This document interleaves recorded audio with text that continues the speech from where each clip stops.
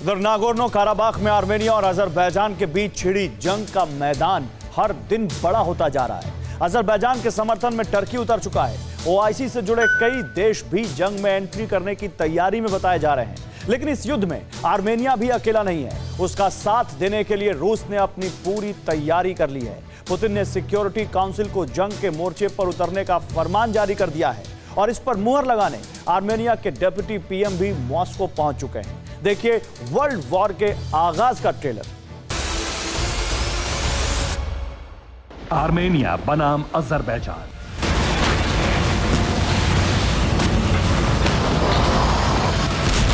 सज रहा है विश्व युद्ध का मैदान।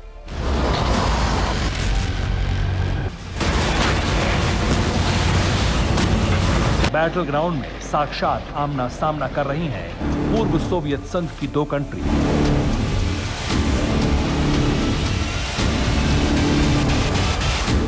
और अब रूस की होने जा रही है एंट्री। रूस की एंट्री का शुरुआती कारण जंग की आंच को ठंडी करना है, लेकिन जंग की आग भड़कने लगी तो वजह भी बदल गई। अब रूस पूरी तैयारी के साथ युद्ध की जमीन को जलाने की तैयारी कर रहा है, जिसके पुख्ता सबूत खुद राष्ट्रपति व्लादिमीर पुतिन ने सौंपे हैं।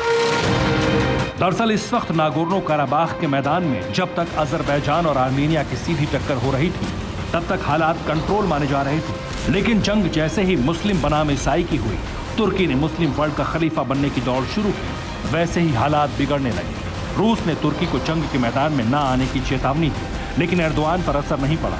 सीरिया में पाले हजारों आतंकवादियों को तुर्की ने नागोर्नो काराबाख भेज दिया, जिसके बाद रूस ने भी तुर्की को जवाब देने के लिए इसी बैटल ग्राउंड पर मोर्चा खोलने की तैयारी कर ली।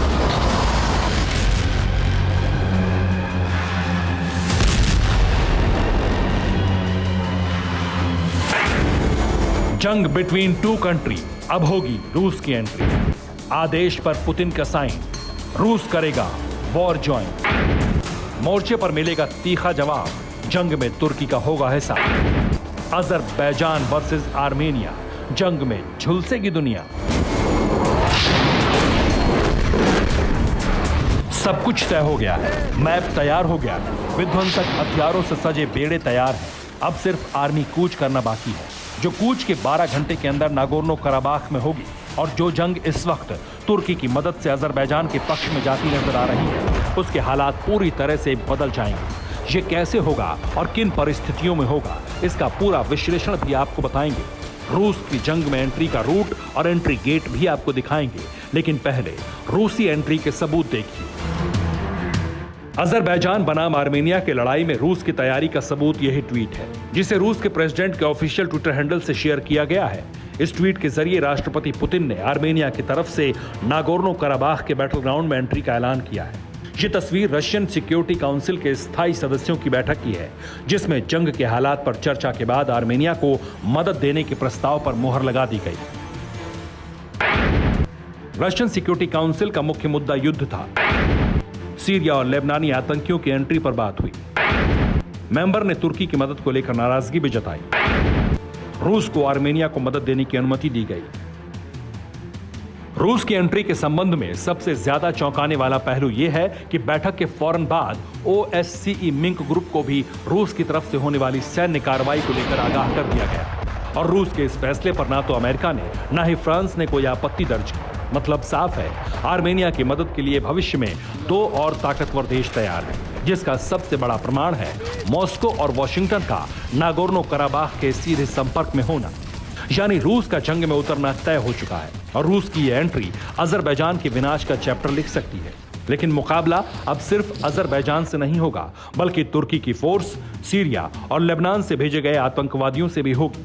अब रूस की साक्षात एंट्री कैसे होगी, रूट क्या होगा और एंट्री का गेट कौन सा होगा, ये भी देख लीजिए।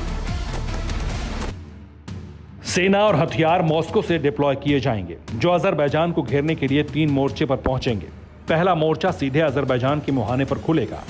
दूसरा मोर्चा जॉर्जिया को पार करके आर्मेनिया की तरफ से खोला जाएगा और तीसरा मोर्चा कैस्पियन सी में होगा। यानी दुश्मनों के बचने की हर कोशिश को नाकाम करने की पूरी तैयारी है।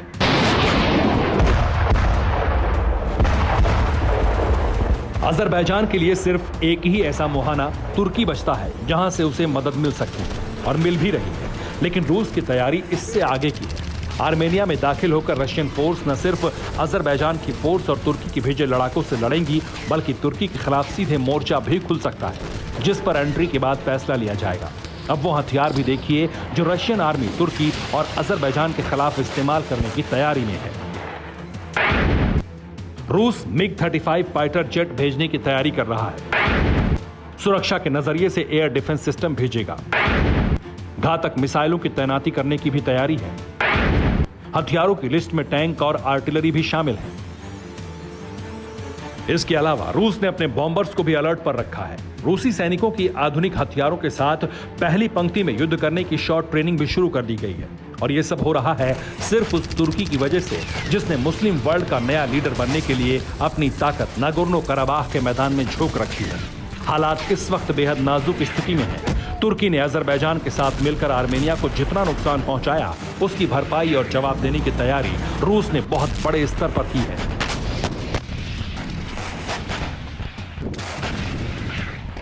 नागोर्नो कराबाख के जंगी मैदान में अब तक जो आपने देखा वो तो बस ट्रेलर है।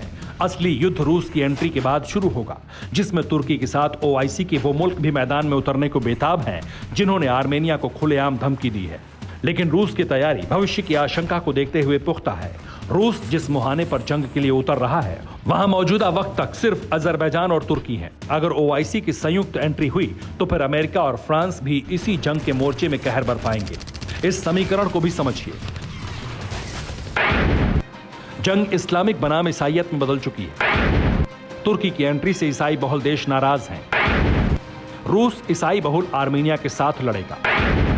अमेरिका और फ्रांस के लिए भी मुद्दा धर्म है। दोनों देश इस्लामिक प्रभुत्व के खिलाफ लड़ेंगे। अमेरिका फ्रांस मदद का ऐलान भी कर चुके हैं। इस वक्त तक रूस की एंट्री का ग्राउंड तैयार हो चुका है। अमेरिका और फ्रांस का प्लान क्या है, इसका खुलासा रूस के मोर्चे पर उतरने के बाद पता चलेगा। हालांकि रूस की एंट्री के साथ इस जंग का भविष्य पानी की तरह साफ हो जाएगा, जिसमें एक आकलन तुर्की के भागने और युद्ध में अजरबैजान की तरफ से युद्ध विराम के ऐलान का है। लेकिन इस आकलन से अलग अनुमान जंग का दायरा फैलने का भी है। यहां तक की बात विश्व युद्ध तक भी जा सकती है। Bureau report, TV9 Bharatvarsh. अड़ी सोमवार से शुक्रवार शाम 6 बजे सिर्फ TV9 भारतवर्ष पर।